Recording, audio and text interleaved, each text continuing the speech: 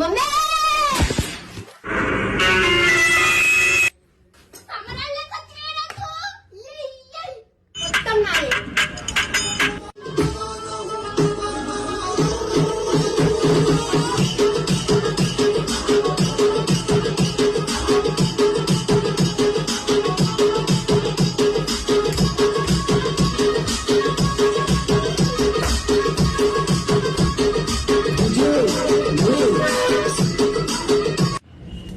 Results రేపు ఉన్నాయి బిడ్డ. మార్కులు తక్కువ రావాలి, సంగతి చెప్తాను.